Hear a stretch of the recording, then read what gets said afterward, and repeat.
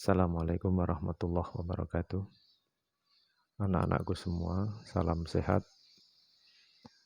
Tetap jaga jarak, jaga kondisi, jaga imun, dan kalau Anda bepergian harus pakai masker dan sering-sering untuk mencuci tangan ya.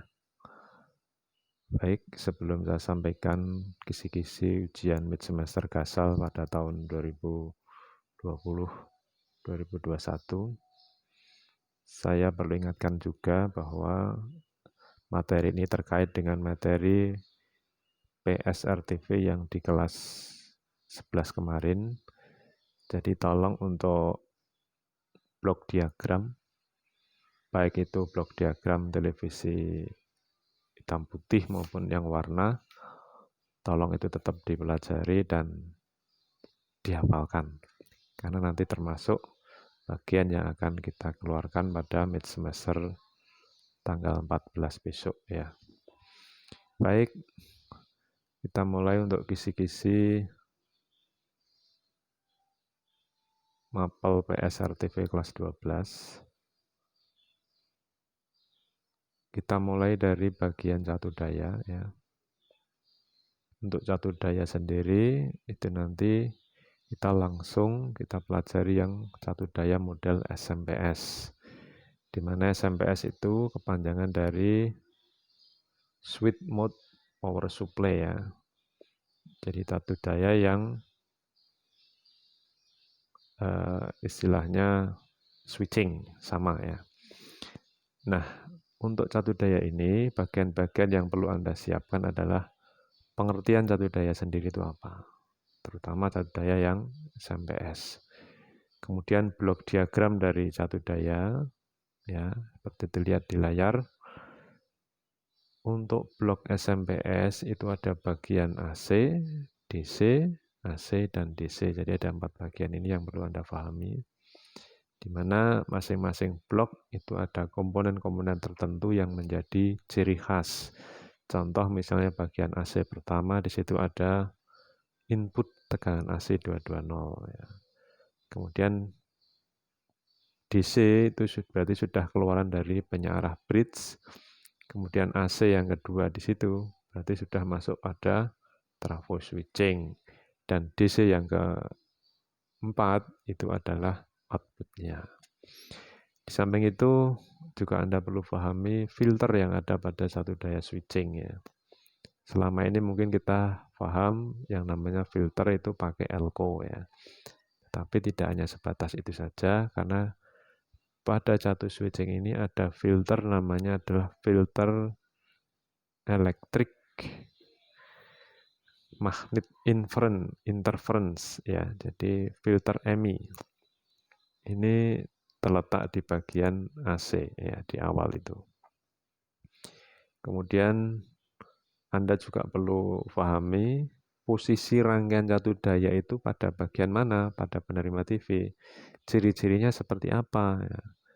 Jadi bagian catu daya itu ciri-cirinya adalah dia terhubung langsung dengan tegangan 220 ya, ciri khasnya itu. Biasanya ada semacam fuse di sana. Kemudian ada dioda bridge, kemudian ada trafo switching ya, itu ciri-ciri khas dari satu daya pada penerima televisi. Kemudian juga Anda perlu persiapkan kelebihan dari switching itu apa ya, dibanding dengan satu daya yang konvensional. Kelebihannya apa? Anda bisa browsing atau bisa lihat di materi e-learning juga sudah saya sampaikan di sana. Kemudian yang tidak kalah pentingnya lagi, output dari satu daya SMPS ini tegangannya berapa saja. Ya, nanti bisa Anda lihat juga di rangkaian ya.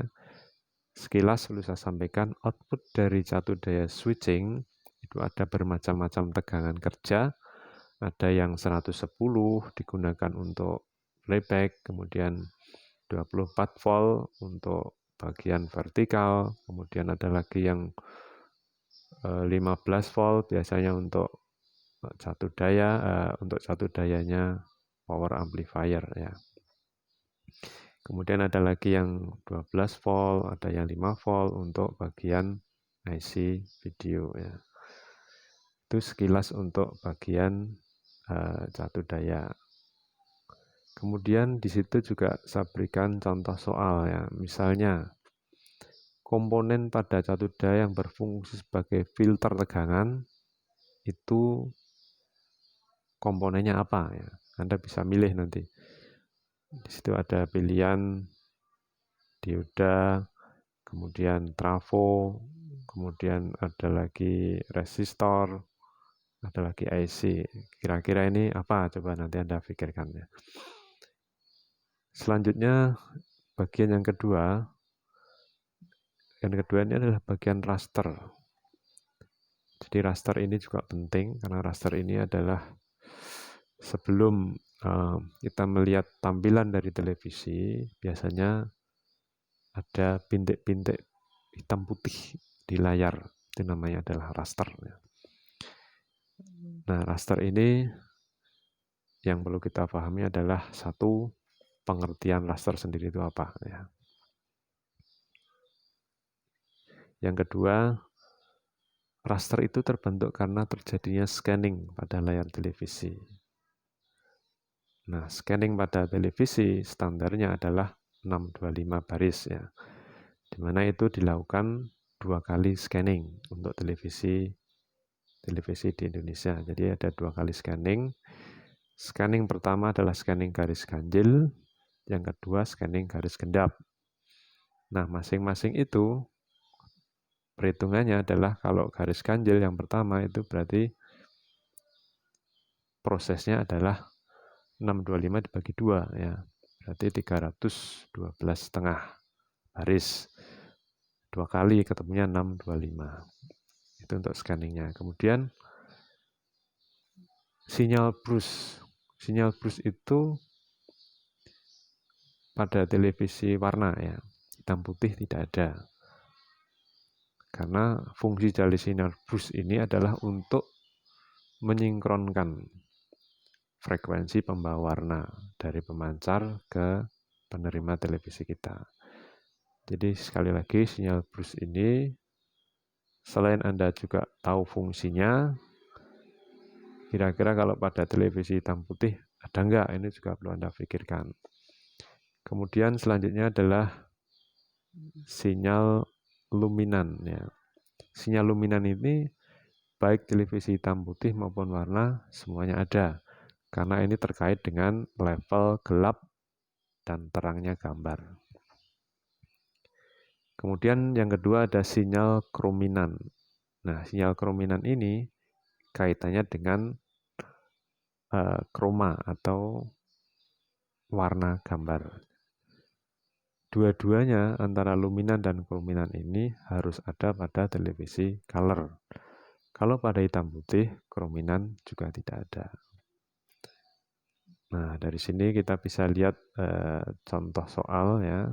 Di sini ada contoh soal pembangkitan sinyal sub pembawa warna pada penerima televisi dilakukan oleh bagian atau dilakukan oleh sinyal brush ya. Baik, untuk selanjutnya kita lihat bagian yang ketiga, yaitu kompetensi untuk sinyal warna. Nah, di sini juga masih terkait dengan bagian yang kedua tadi.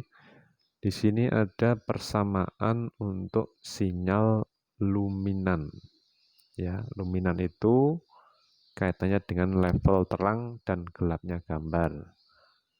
UY sama dengan 0,299 UR ditambah 0,596 UG atau green ditambah dengan 0,11 UB.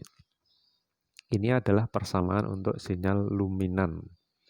Di mana nanti seringnya nilai 0,299 itu dibulatkan menjadi 0,30, kemudian 0,596 dibulatkan jadi 0,60 dan 0,11. Nah, ketiga warna ini atau sering disebut dengan warna primer itu kalau sudah dicampur akan ketemu warna putih. Ini disebut dengan luminansi ya. Kemudian selanjutnya Anda juga perlu tahu pengendalian dari tabung gambar. Di mana untuk pengendaliannya ada dua model. Yang pertama adalah pengendalian 3 warna primer, dan yang kedua adalah pengendalian yang berdasarkan pada sinyal perbedaan warna.